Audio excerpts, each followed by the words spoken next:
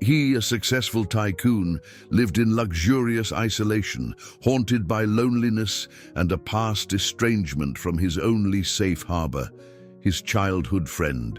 She, that same friend, now heartbroken and 7 months pregnant, homeless and penniless, seeks him out as a last resort. The news of her desperate situation hits him hard. Seeing her so fragile, visibly pregnant, and with eyes brimming with despair and shame, Matthew feels guilty for having forgotten her. In an embrace of loyalty, and with a voice thick with emotion, he responds to her fear. "I'll never abandon you again, Claire. I'm going to give you a home. Stick around to see how this story ends. You'll be surprised. If you love romance stories, subscribe to this channel, leave a comment. We post videos like this every day." Moving on. Claire gripped the strap of her worn-out purse tightly as she walked through the busy streets of Chicago. The weight of her 7-month pregnancy made each step an effort, but she couldn't stop. Not when she needed to find a place to sleep that night. The money she had earned from small sewing jobs was gone, and the boarding house where she had been staying for a few weeks could no longer house her without payment. At 35, Claire never imagined she would find herself in this situation.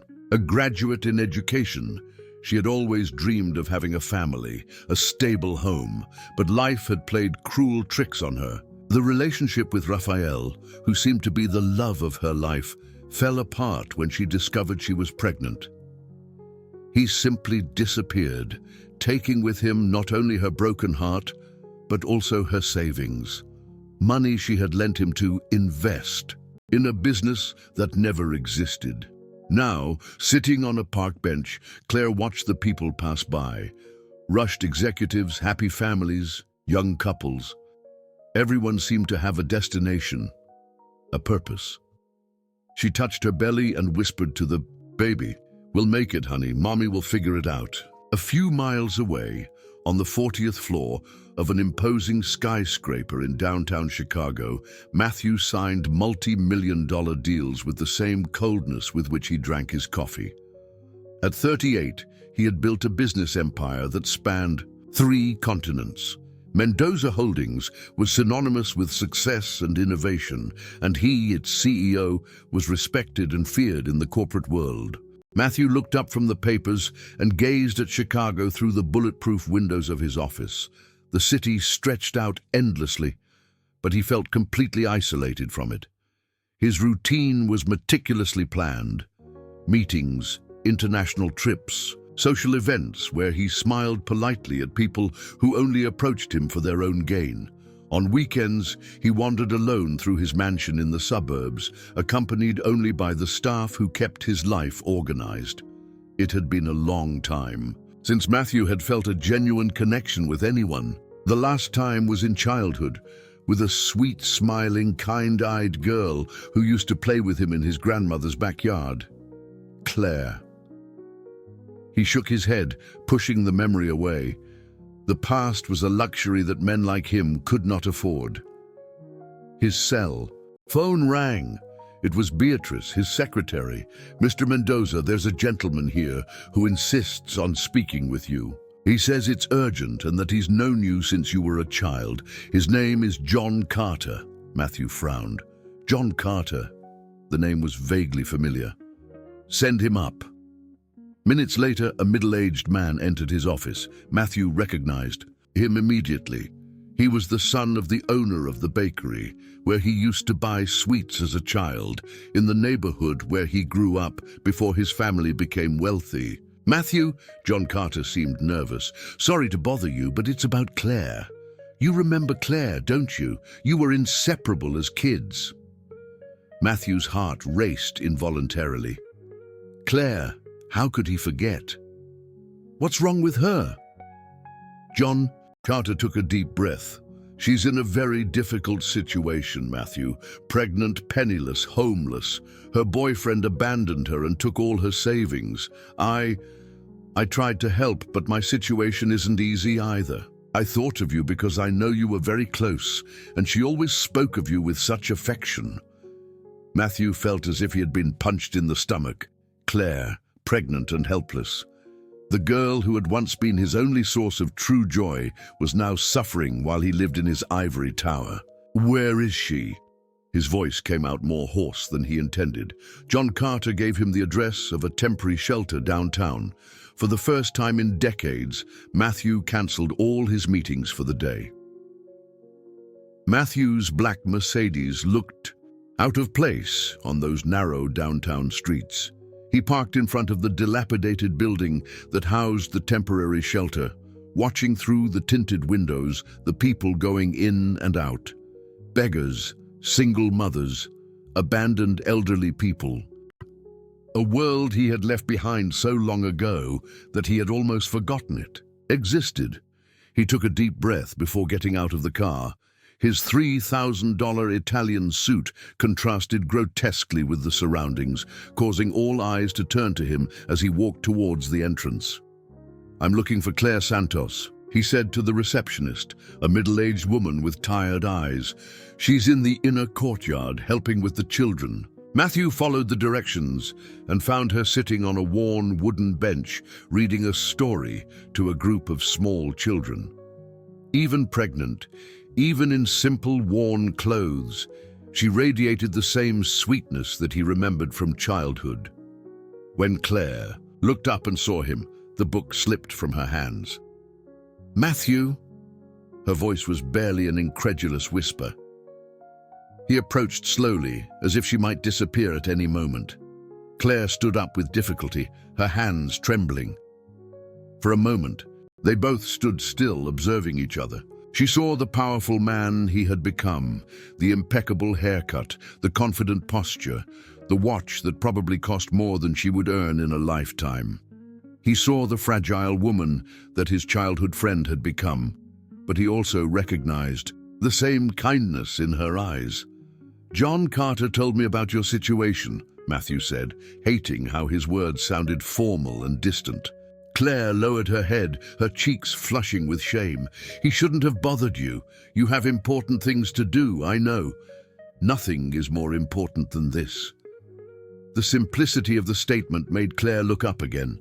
For a moment, she saw the boy he had once been, the one who used to share with her the last piece of candy he managed to buy. "Come with me," he said. "Let me take care of you." Claire shook her head. "Matthew, I can't accept your charity. You have your life, your company, probably a wife. I don't have a wife.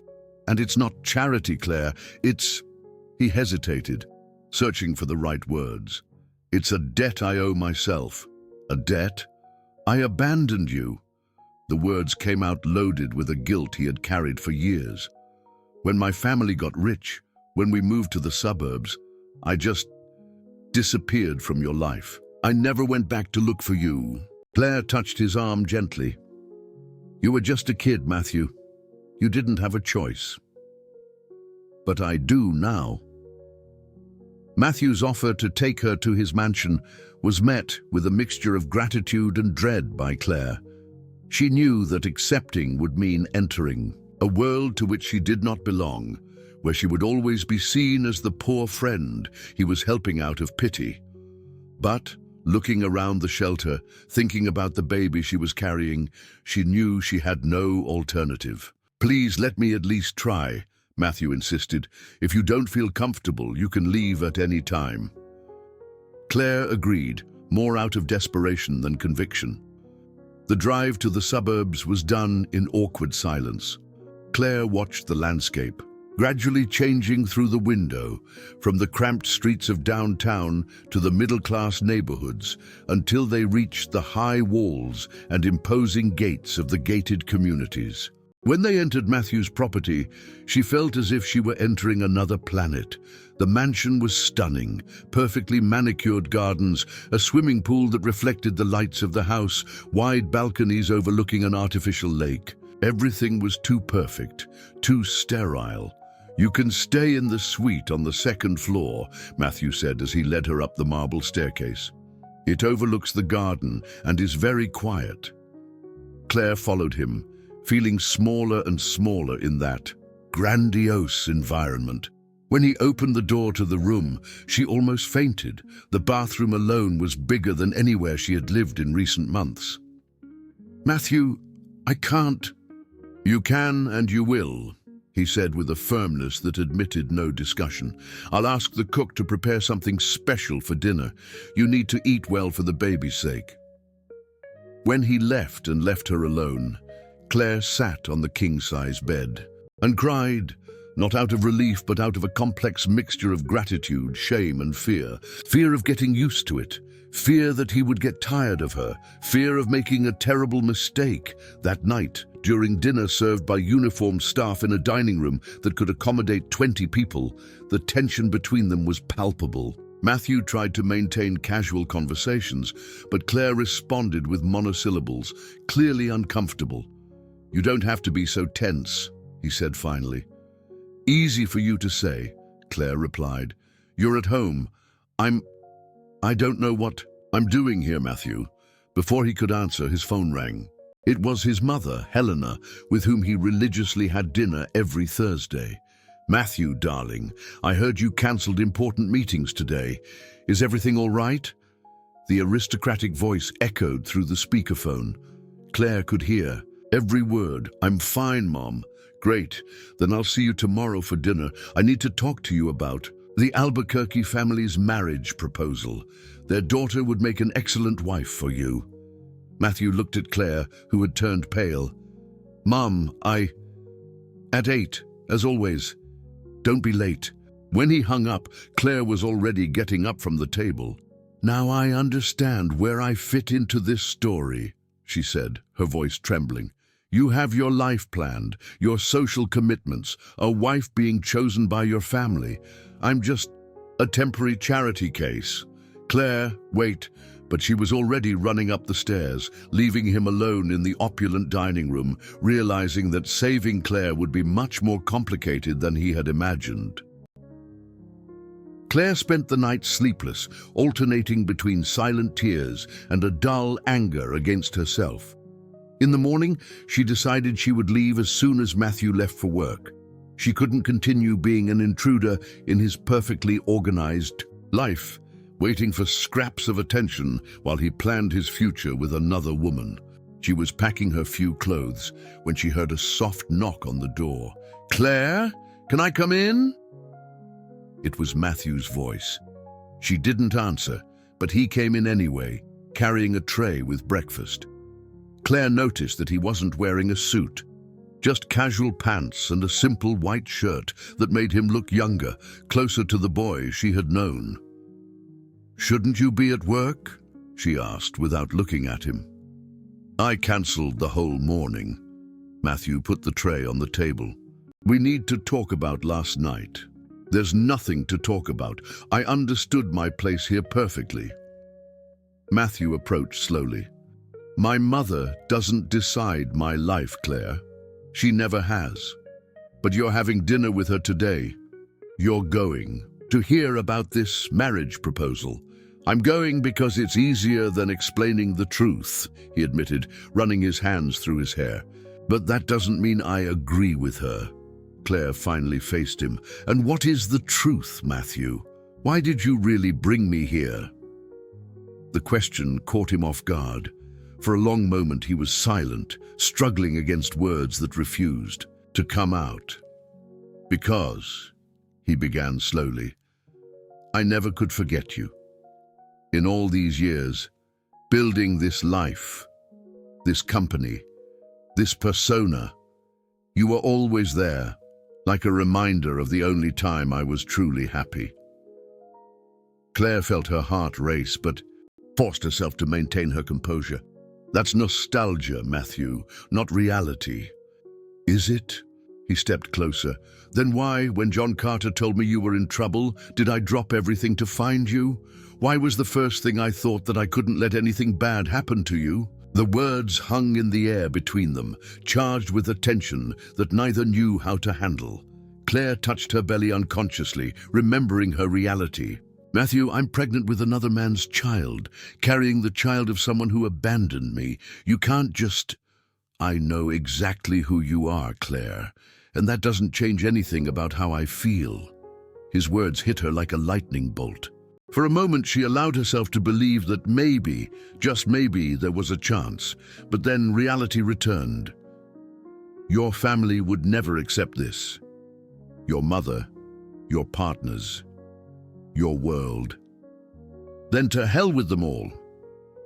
The vehemence in his voice surprised her. Matthew had never spoken like that when they were kids.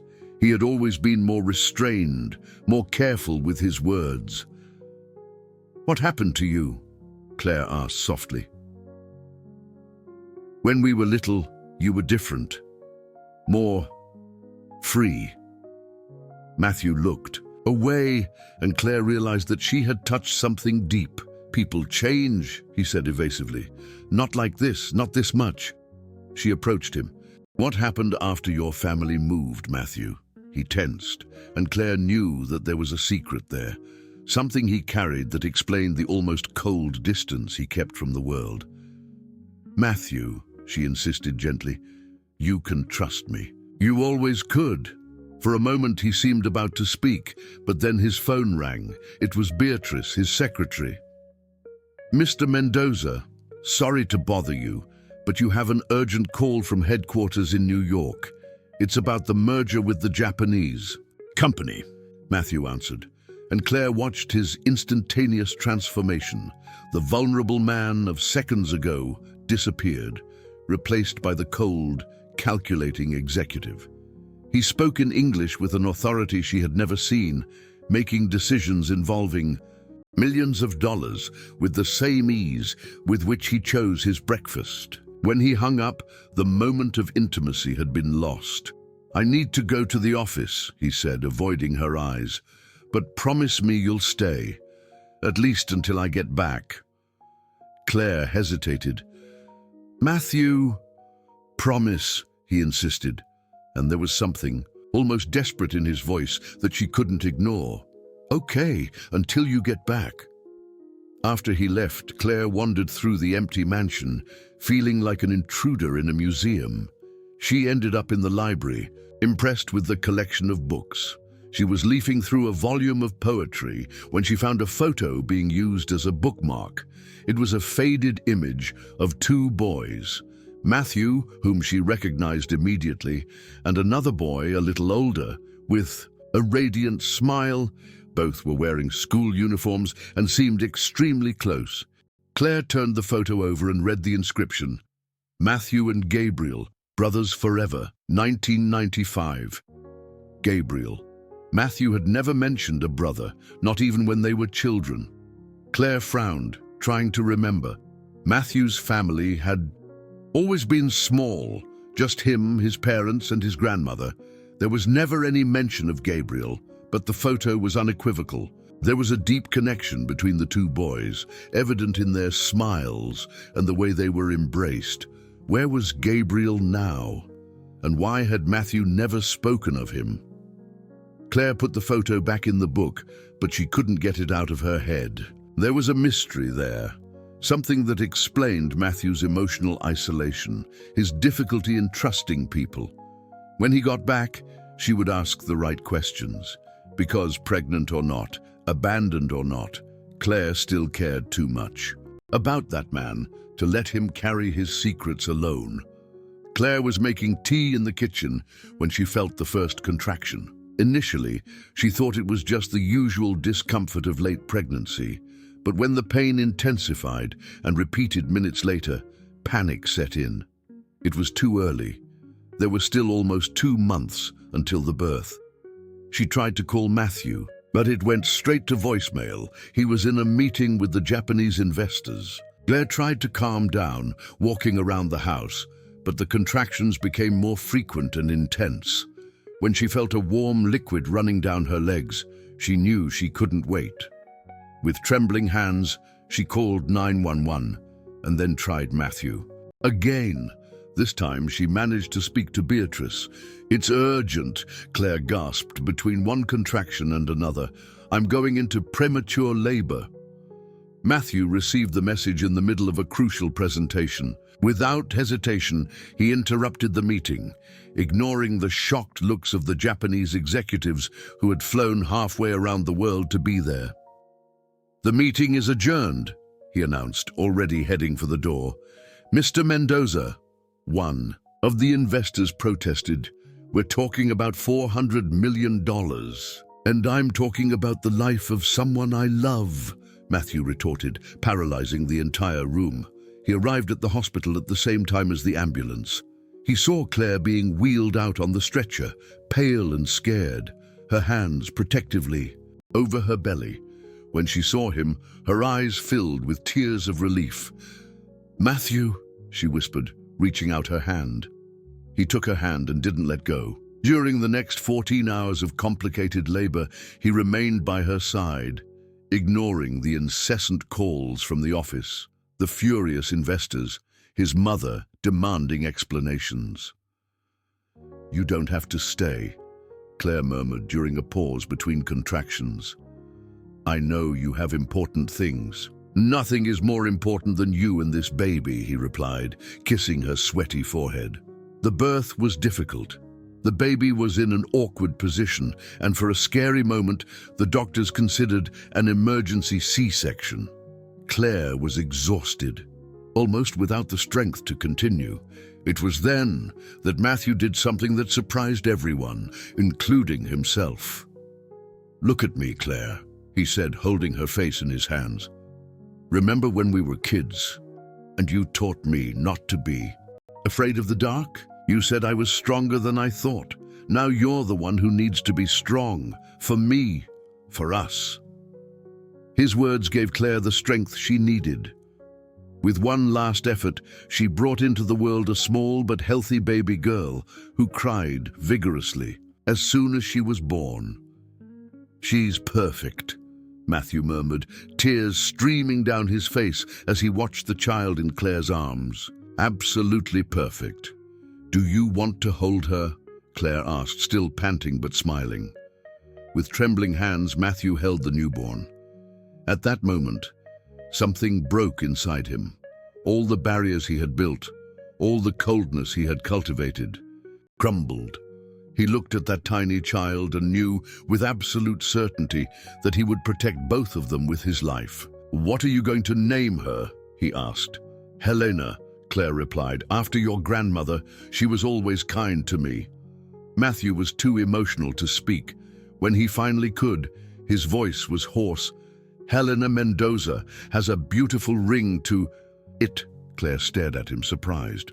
"Matthew, marry me," he said suddenly. "I know it's crazy, I know it's hasty, but marry me, Claire. Let me be her father. Let me take care of you both." Before Claire could answer, the door of the room burst open. Helena Mendoza entered like a hurricane, followed by a man in an expensive suit whom Claire did not know. "Matthew, what does all this madness mean?" Helena looked from Claire to the baby with an expression of barely disguised horror. "You lost $400 million because of this?" "Mom." Matthew stood up, still holding Helena. "This isn't the time." "Of course it's the time," she retorted. "You humiliated our family in front of the Yamamotos. They cancelled the merger. And now I find out you're here, playing house with some pregnant nobody." "Watch your words," Matthew said, his voice dangerously low. The man in the suit stepped forward. "Mr. Mendoza, I'm Robert Albuquerque, family attorney. We need to discuss the legal implications of your actions. The cancelled merger, the losses to shareholders." "Get out of here," Matthew said. "Matthew, be sensible," Helena continued. "This woman has obviously taken advantage of your kindness. You can't throw everything away for a whim." Claire tried to get out of bed, trembling with humiliation and anger. "I never asked for anything." Of course not," Helena laughed bitterly. "How convenient to show up pregnant just when my son is at the height of his success." It was then that Matthew exploded. He handed Helena carefully to Claire and turned to his mother with a fury that frightened everyone in the room. "Enough!" He roared. "Don't you understand? I love this woman. I've always loved her, and now I love this child too. If that means losing money, losing deals, losing your approval, so be it." The silence that followed was deafening. Helena was pale, the attorney looked uncomfortable, and Claire looked at Matthew with a mixture of love and terror. Because she knew, just like him, that there was no turning back. He had chosen his side publicly, defying not only his mother, but the entire corporate world he knew. The consequences of that choice would be devastating. Helena recovered first. "If that's how you feel, Matthew, then prepare for the consequences. The Albuquerque family will not tolerate this humiliation. Your partners won't forget the losses. And her voice trembled, "I don't know if I can call you my son after this."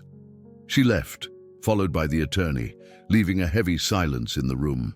Claire looked at Matthew, who remained standing, tense, watching the closed door. "Matthew," she whispered, "what have you done?" He turned to her, and for the first time since they had reunited, she saw fear in his eyes. Not fear of her or the baby, but fear of the forces they had unleashed. "I chose you," he said simply, "and now we'll face whatever comes together." But they both knew that the war was just beginning. The 3 weeks following Helena's birth were the most intense of Matthew's life. He had transformed his routine completely. He worked from home whenever possible, woke up for the nighttime feedings, and discovered a fatherhood he had never imagined possible. Seeing Claire breastfeeding Helena on the mansion's porch, bathed in the golden light of sunset, became his vision of paradise. But the outside world was not willing to leave them in peace. The business newspapers were relentless. "Mendoza Holdings CEO loses millions over romance," blared the cover of Forbes magazine.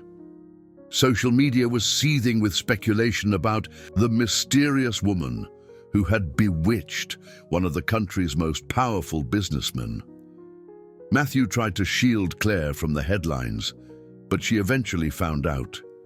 He found her one morning in the library, reading the news online while Helena slept in her arms. "Calculating gold digger," Claire read softly. "Baby scammer, the fall of an empire." She looked up, her eyes glistening with suppressed tears. "Matthew, this is destroying you." He approached and closed the laptop. "Let me decide what destroys me or not. But your company, it's surviving. We lost the merger with the Japanese. It's true, but there are other deals, other investors." What Matthew didn't tell Claire was that the situation was worse than he admitted. 3 major shareholders had withdrawn their investments. The board was questioning his leadership, and his mother, in a move he had never expected, had allied herself with Robert Albuquerque to orchestrate his downfall. The doorbell rang insistently, interrupting the moment. It was John Carter, but this time he didn't look like the simple, worried man who had sought Matthew out weeks before. He wore new, expensive clothes, drove a luxury car, and had a glint in his eyes that Matthew didn't like. "I need to talk to both of you," John Carter said, entering without invitation. Claire frowned. "John, what?" "Sit down, Claire. What I have to say is important." He settled into the armchair as if he owned the place. "Matthew, you owe me one. Big time." "What do you mean?" Matthew asked, instantly alert. "Well, I was the one who brought Claire to you, wasn't I? I was the one who made this new family arrangement of yours possible." John Carter smiled, but there was no warmth in that smile. "And now I need a return on my investment." "What investment?" Claire asked, confused. "The investment in information, my dear. Do you think it was a coincidence that I knew exactly where you were, in what conditions? Do you think it was by chance that I decided to look for Matthew right now?" Matthew stood up slowly. "What are you saying?" "I'm saying that someone hired me to find Claire and bring her to you. Someone who knew exactly how you would react to seeing her pregnant and helpless." Claire's blood ran cold. Who would do that? John Carter laughed. What a smart question. Who would benefit from the downfall of the great Matthew Mendoza? Who would gain from him losing control of the company, getting involved in scandals? My mother, Matthew murmured, the pieces falling into place in his mind. Not just your mother, she has partners. Robert Albuquerque, for example. They wanted a way to destabilize you, to prove that you weren't fit to lead the company. And he shrugged, I needed money. Claire stood up, trembling. You're saying all of this was staged, that they used me? Not exactly. Your situation was real, Claire. You really were pregnant, you really were helpless. They just steered things. They made sure Matthew knew about it at the right time. You son of a bitch. Matthew advanced towards John Carter, who got up quickly. Calm down, Matthew. I'm not finished yet.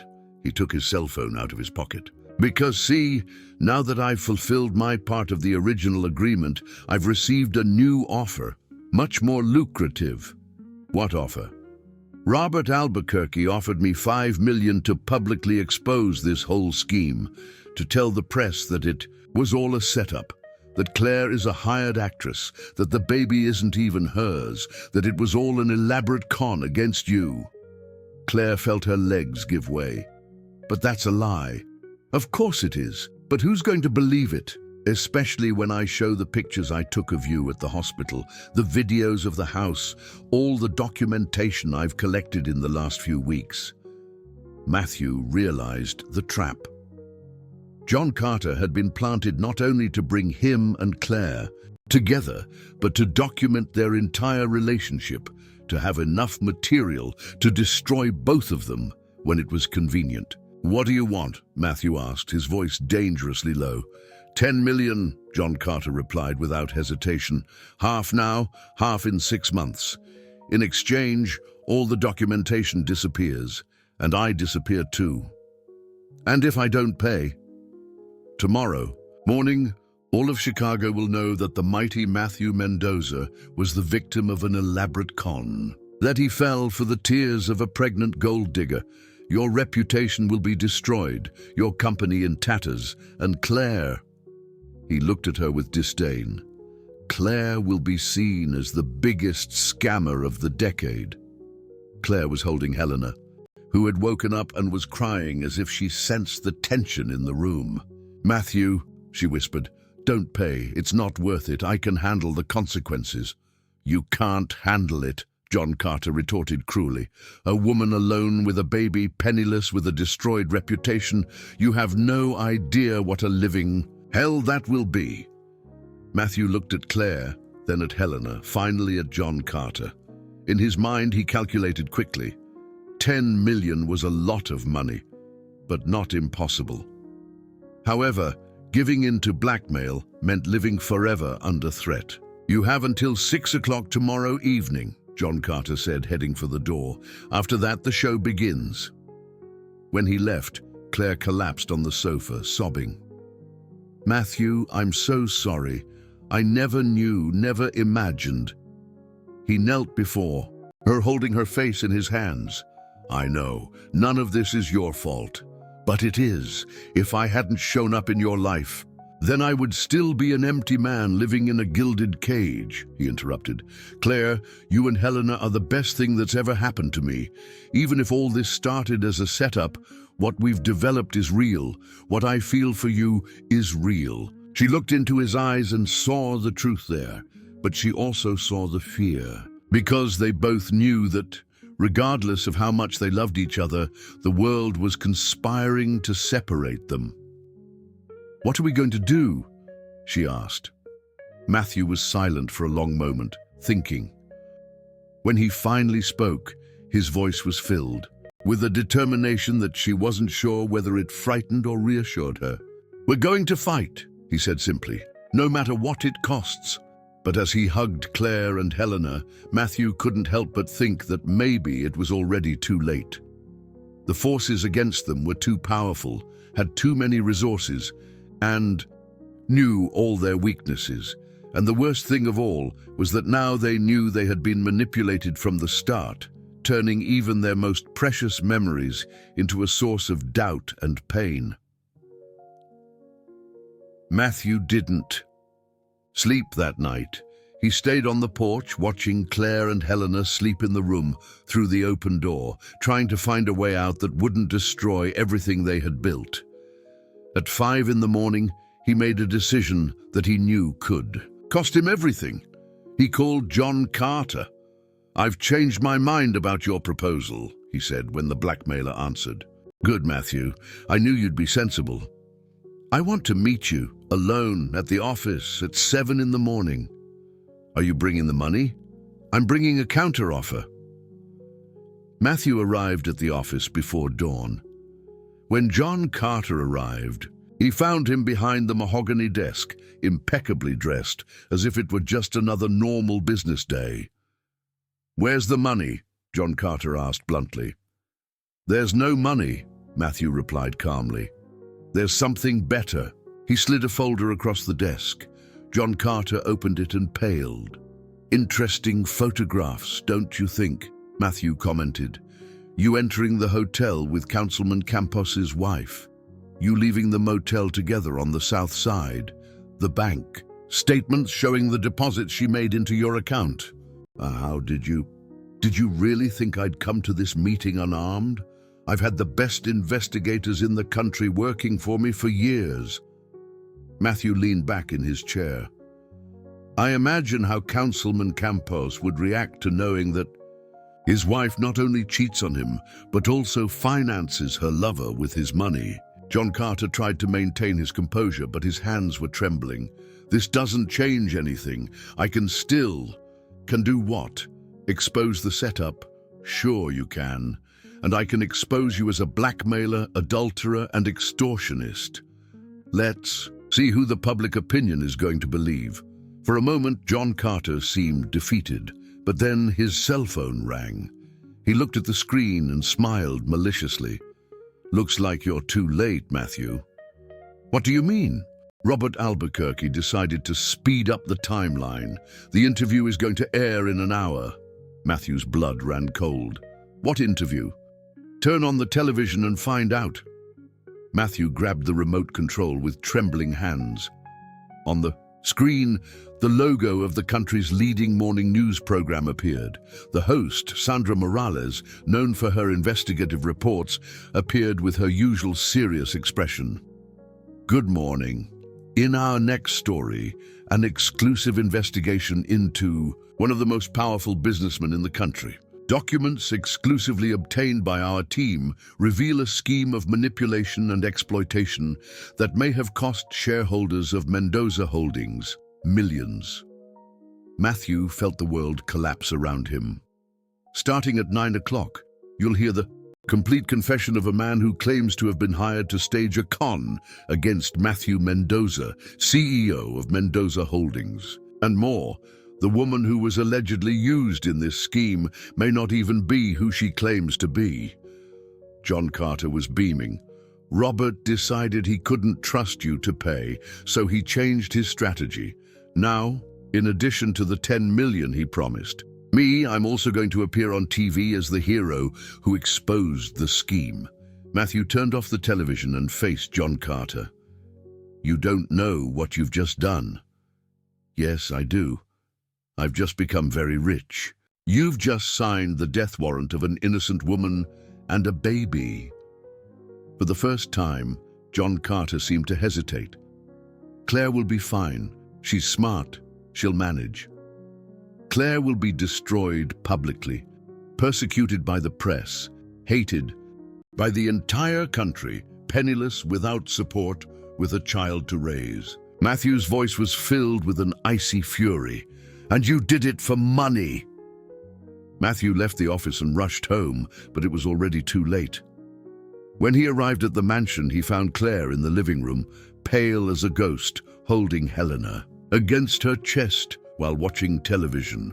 On the screen, John Carter was giving the performance of his life, playing the role of the repentant informant with mastery. "I was hired by the Albuquerque family to find a woman who could be used to destabilize Matthew Mendoza," he was saying to Sandra Morales. Claire Santos was chosen because she had a past with him and was in a vulnerable situation. The pregnancy was convenient. It didn't matter if the child was his or not. The important thing was to create a scandal. "And was Ms. Santos aware of the plan?" Sandra asked. "Completely. She was trained to play the role of the helpless childhood, a friend. Even the tears were rehearsed." Claire turned off the television and turned to Matthew, who had stopped at the door of the living room. "Is it true," she asked, her voice barely above a whisper, "that you knew?" "Claire, no. Is it true that it was all a setup, that our reunion, that everything we've lived through—" Her voice broke, "that none of it was real?" "Listen to me," Matthew approached, but she recoiled. "It may have started as a setup, but—" "It may have started?" Claire laughed, but it was a desperate laugh without joy. "So you knew and you didn't tell me." "I found out yesterday. When John Carter came here, I swear I didn't know." "Liar," she screamed, making Helena cry. "You're a businessman, Matthew. You don't do anything without calculating. How can you expect me to believe that you fell for such an obvious setup?" "Because it's the truth. The truth."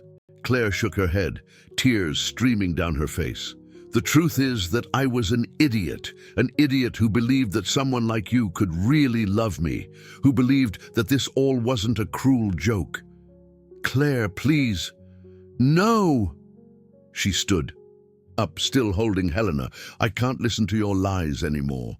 For weeks I felt guilty for destroying your life, when in reality I was just a pawn in your game. It wasn't a game. What I feel for you is real." "None of it is real, Matthew. None of it." She was sobbing now. "I was a tool for your mother and the Albuquerques to manipulate you. And you used me too, to feel noble, to play the hero." Matthew's phone rang insistently. It was Beatrice, his secretary. "Mr. Mendoza," her voice was strained. "The press is surrounding the building. The shareholders are demanding an emergency meeting. Your mother is trying to call a board meeting to remove you from the presidency." Matthew hung up and looked at Claire, who was watching the scene with an expression of total defeat. "There," she said, her voice now cold, distant. "They got what they wanted. Your reputation is destroyed. I'm exposed as a con artist, and Helena will grow up carrying that mark. Claire, we can leave the country. Start over." "Run away," she laughed bitterly. "To where? This story must already be on the internet, on international social networks. There's no place in the world where we won't be known as the protagonists of the baby scam." She started up the stairs, still carrying Helena. "Where are you going?" Matthew asked, desperate. Claire stopped without turning around. "I'm leaving. I can't stay here knowing that every gesture of yours, every affectionate word, may just be another well-rehearsed lie. And Helena is my daughter, and I'm going to protect her from this rotten world you've created, even if that means raising her in poverty, far from all this. I can't let you go." Finally, Claire turned to look at him. "You don't have a choice, Matthew, just like I never had." 2 hours later, Claire came down with a small suitcase, Helena in her arms, and an expression of determination that broke Matthew's heart. "Claire, please, give me a chance to explain everything, to prove that my feelings are true." "Your feelings?" She stopped in front of him. "How can I believe anything you say? How can I be sure that even this conversation isn't part of some plan that I don't know about?" She headed for the door, but turned around one last time. "You know what's the worst, Matthew? It's that I really believed it. I believed that you loved me, that you loved Helena, that we could be a family." Her voice broke. "But I was just the lead actress in a play I didn't even know I was performing in. Claire, don't look for me. Don't send your investigators after me. Don't try to save me again. Because this time, the one who needs to be saved is you." And with that, She left, taking with her the only real light that had entered Matthew's life in decades. He stood alone in the empty mansion, hearing the echo of his own footsteps, while outside the press shouted questions that he had no way of answering. Everything was lost. His company, his reputation, his family, and worst of all, the only woman he had ever truly loved now saw him as her worst enemy. Matthew Mendoza, the man who had built an empire, had lost the only thing that really mattered. 3 months had passed since Claire left Matthew's mansion. She managed to rent a small apartment on the south side of Chicago with the little money she had saved, far from the wealthy neighborhoods where the press still occasionally looked for her. Helena was growing healthy, but Claire was withering. The weight of public humiliation, coupled with financial difficulties and social isolation, was taking its toll. Working had become almost impossible. Any job she got was lost as soon as they found out who she was. The baby scammer, as she was nicknamed on social media, was not welcome anywhere. Claire survived by doing sewing at home for some understanding neighbors and relying on the sporadic help of old friends who still believed in her innocence. On a rainy Thursday afternoon, Claire was bottle-feeding Helena when someone knocked on the door. Her heart leaped. Lately, any unexpected visit terrified her, fearing it was some journalist or even law enforcement officers. But when she opened the door, she found an elegant woman of about 60 years old, whom she did not initially recognize. "Claire, I'm Margaret Yamamoto. I would very much like to speak with you." Claire frowned. The last name was familiar, but she couldn't place where from. "I'm the wife of Hiroshi Yamamoto from the Japanese corporation that was going to merge with Matthew's company," the woman explained, noticing her confusion. "May I come in? It's about the truth behind everything that happened with you." With trepidation, but driven by curiosity, Claire let her in. Margaret observed the modest apartment with a compassionate, non-judgmental look.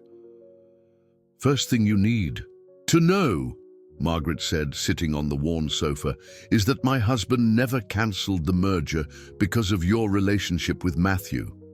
"What do you mean?"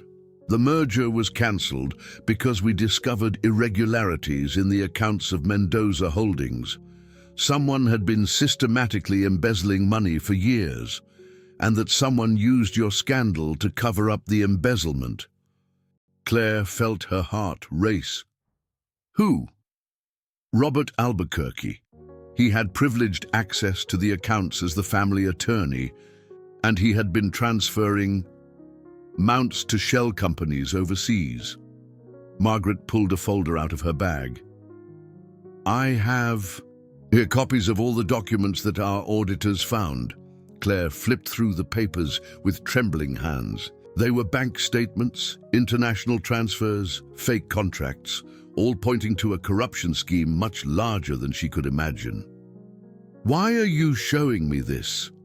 "Because Robert Albuquerque not only stole millions from Matthew's company, but used you both as perfect scapegoats. While everyone was focused on the love scandal, he was cleaning up the evidence of his crimes."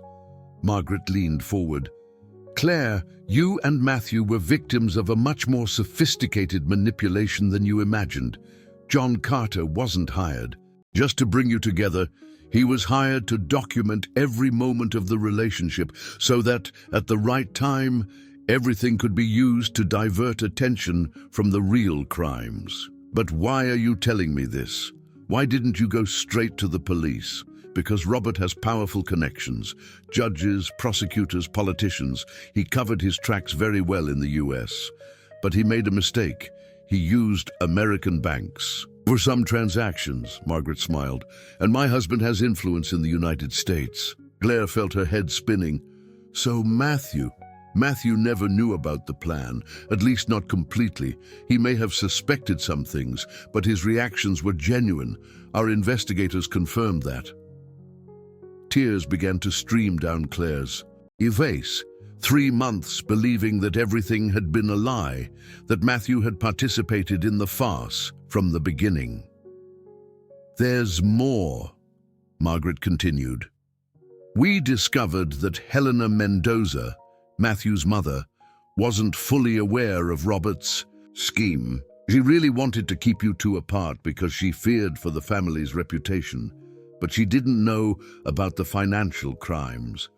When she found out last week that she was used as a puppet, what did she do? She came to us. She gave us the last pieces of the puzzle. Margaret hesitated. Claire, she wants to see you. She wants to apologize and help clear your names. Claire shook her head. I can't, not after everything she said, the way she humiliated me. I understand your anger, but she's not your enemy anymore. Robert Albuquerque managed to manipulate you all against each other while plundering the company. And Matthew, how is he? Margaret's face saddened. Not well. He's lost control of the company temporarily. The board removed him after the scandal. He's living in a small apartment, fighting in court to prove his innocence in the financial crimes that Robert is trying to pin on him. Claire felt a pang in her chest. Does he know about these discoveries? Not yet. We wanted to talk to you first. Because Claire, Margaret held her hands, you are the key to unmasking Robert once and for all. How so? John Carter is willing to tell the truth, but only if he has guarantees of protection. He's scared. Apparently Robert threatened his family when he found out that he had been drinking too much and saying things he shouldn't. Claire looked at Helena, who was sleeping peacefully in her arms. What do I need to do? First, accept. I'll help to sue all those responsible. Second, consider talking to Matthew. Because Claire, Margaret looked at her seriously, you two were the biggest victims of this story, and maybe only together can you get the justice you deserve. That night, after Margaret left, Claire stayed awake looking at the documents. Everything made sense now. Robert's haste to expose the scandal, the way he had manipulated Helena, even the precise moment when the story went on television.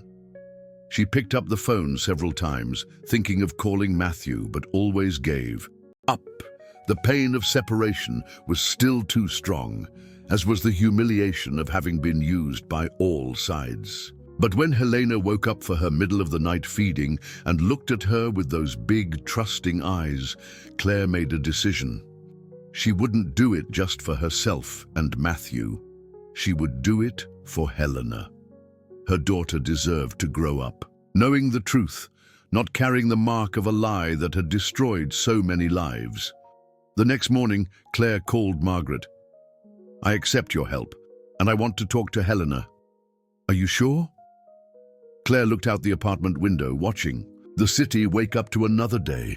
Somewhere out there, Matthew was also waking up, probably alone, carrying guilt that wasn't his. I am. It's time to stop running and start fighting for the truth. She didn't know yet what it would be like to face Robert Albuquerque and all his power. She didn't know if she could forgive Helena or if Matthew would still feel anything for her after everything. But she knew that she could no longer live in the shadow of lies. It was time to bring the light to the surface, whatever it cost. The meeting was scheduled for a Thursday. At the law firm that Margaret had hired, Claire arrived nervous, holding Helena against her chest, and found Helena already waiting. The woman who had once publicly humiliated her now looked fragile, aged by the last few months. Claire! Helena stood up, her hands trembling slightly. I don't even know where to begin to apologize. Then don't start, Claire replied, her voice firm but not hostile. Let's get straight to what matters. How are we going to unmask Robert Albuquerque? For the next 2 hours, they built a strategy. John Carter had agreed to record a full confession in exchange for police protection. Helena would provide access to family records that proved the financial manipulations, and Margaret would use her international contacts to ensure that the American authorities collaborated. There's only one thing, Helena said hesitantly. Matthew can't know anything until everything is ready. If Robert suspects that we are investigating, he can destroy the remaining evidence, Claire completed. I understand. It also means that Matthew will continue to believe that you hate him. Claire looked at Helena, who was playing with her hands. If that's necessary to protect my daughter and do justice, so be it. A week later, everything was ready. John Carter had recorded a 2-hour confession detailing the entire scheme. The financial documents were organized. The U.S. Attorney's Office had agreed to collaborate. It was time for the final showdown. Robert Albuquerque was called for a routine meeting at the Mendoza Holdings office. He arrived confident, believing that he would finally gain complete control of the company. He found the meeting room full. The U.S. Attorney, law enforcement agents, international auditors were there, and, to his surprise, Claire holding Helena. "What does this mean?" Robert asked, still trying to maintain his composure. "It means it's over, Robert," Helena said, entering the room accompanied by Matthew. Claire's heart leaped when she saw Matthew for the first time in months. He was thinner, with deep circles under his eyes. But when their eyes met, she saw the same intensity as always. He looked confused by her being there, but he said nothing.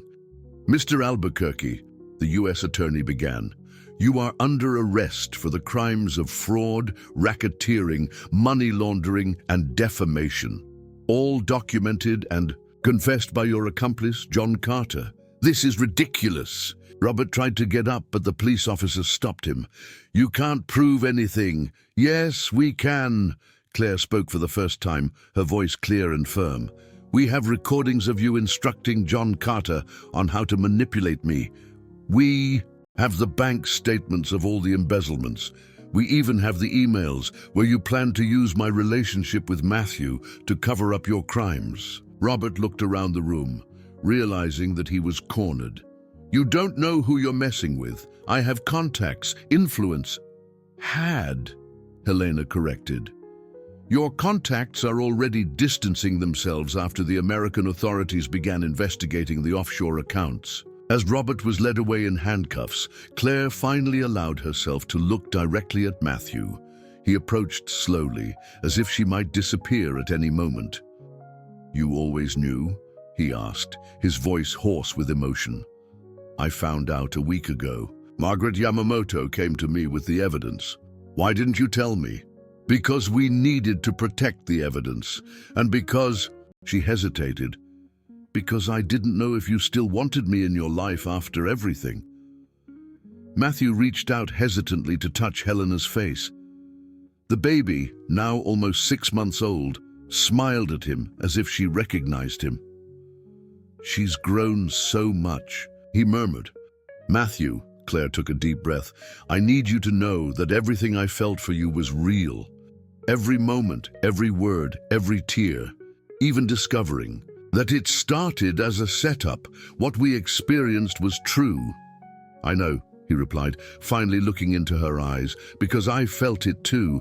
And Claire, I never stopped loving you too. Not for a second." Helena approached discreetly. "If you'll allow me, I think you have a lot to talk about. And I," she looked at Helena, "have a granddaughter to get to know better." In the weeks that followed, while the scandal of Robert Albuquerque's true crimes dominated the press, Claire and Matthew rebuilt their relationship on solid foundations of truth. It wasn't easy. Both carried scars from the manipulation they had suffered. But with patience, long conversations, and a lot of love, they managed to heal the wounds. Mendoza Holdings was fully audited and reorganized. Matthew regained control of the company, but decided to transform it into a corporation focused on social responsibility. The first project was a support center for women in vulnerable situations, a tribute to the strength that Claire had demonstrated during the most difficult months. 6 months after the confrontation with Robert, in an intimate ceremony in the garden of the renovated mansion, Claire and Matthew were married. Helena, now crawling and radiant in her white dress, was the most adorable flower girl Chicago had ever seen. Helena, completely transformed into a doting grandmother, didn't leave her granddaughter's side. During the vows, Matthew held Claire's hands and said, "You taught me that true power is not in money or success, but in the courage to love even when everything seems lost. I promise to be worthy of that love every day of my life." Claire, with tears of happiness in her eyes, replied, "You showed me that even in the most difficult circumstances, true love always finds a way. I promise to build with you a family based on truth, respect, and trust." John Carter, who had fully cooperated with justice, received a reduced sentence and was in treatment for alcoholism. In a letter he sent to Claire, he wrote, "I don't deserve your forgiveness, but I hope that one day Helena can grow up in a better world than the one I helped create for you." Robert Albuquerque was sentenced to 15 years in prison and had all his assets confiscated to compensate the victims of his crimes. A year later, Claire gave birth to a boy, Gabriel, a name chosen in honor of the brother that Matthew had lost in his adolescence, a painful secret that he had finally been able to share with her. Helena, now a smart and affectionate child, adored her little brother and already showed signs of her mother's natural kindness. "You know what's funny?" Claire said one night as they watched the children sleeping in the nursery that Matthew had prepared with so much love. "What? No, if you had asked me 2 years ago if I would trade all the pain we went through for a normal life without complications, I would have said yes without hesitation. And now?" Claire turned to him, her eyes shining. "Now I know that it was exactly that pain that brought us here, that taught us to value what we have, that made us stronger." Matthew kissed her gently. "I wouldn't change a thing." "Neither would I." Outside, Chicago shone with its millions of lights, each representing a life, a story, a dream. But there, in that house full of love and childish laughter, Claire and Matthew knew that they had found something more precious than any fortune. A family built on truth, tempered by adversity, and strengthened by a love that had overcome all the traps that the world had tried to place in its path. The childhood friend and the lonely tycoon had become much more than they had ever dreamed. They had become a real family, where love was not a setup or a calculation, but the most genuine and transformative force in their lives.